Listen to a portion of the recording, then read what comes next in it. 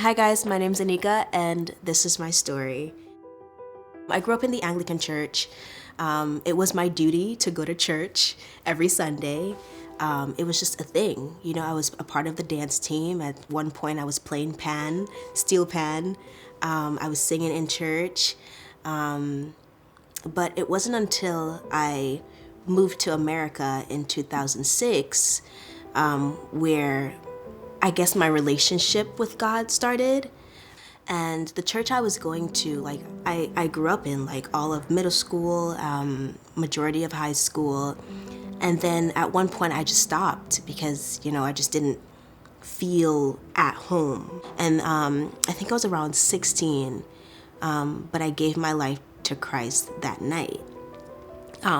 But I didn't really have an understanding of what was happening. Like, I knew I was giving my life to Jesus, but there was no depth. All throughout high school, like, I just started doing things my own way. I started smoking in sophomore year.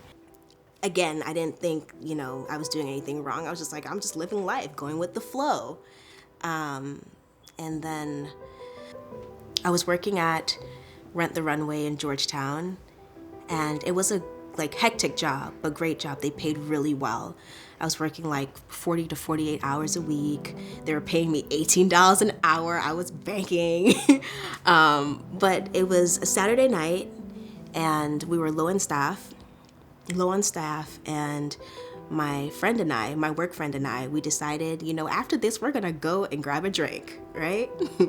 That night on my Uber ride home, instead of making it into my house, I made it into my neighbor's house. I think I was facing 5 different charges, and each charge was a minimum of 2 years in prison, so 10 years in prison max for me. And I don't know what happened, but a calm just came over me, and I said, God, whether I go to jail today or you save me from going to jail, I know I'll be fine. And I sat down and I started reading my notes. Then my lawyer showed up and he said, did you sign in? Did you do anything? I said, no, I listened to what you had to say. So he said, cool. And then went in, came back out literally 2 minutes later and said they dropped the case. And at that moment is when I was like, wow, God is real. Like, I knew God was real, but like, it was at that moment I was like, okay, so this is like one of those miracle moments that people talk about in the Bible, that preachers preach about. And I was just like, well, I have no other reason but to give my life to Jesus. It didn't make sense not to. Things like this don't just happen, you know? So many things could have happened. I could have been labeled as so many other things, you know what I mean? But that was when I surrendered, and I said, this has to be serious from now on. I have to be dedicated. I have to take initiative. It's not a joke thing, because this wasn't a joke thing, and yet he just lifted me up and put me over here, you know?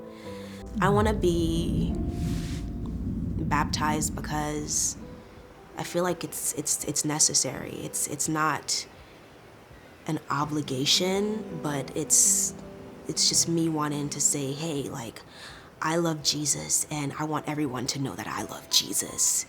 And it sucks sometimes and it hurts sometimes, and sometimes I feel like I'm just in sinking sand, but I'm not in sinking sand because God is with me and He's seeing me through.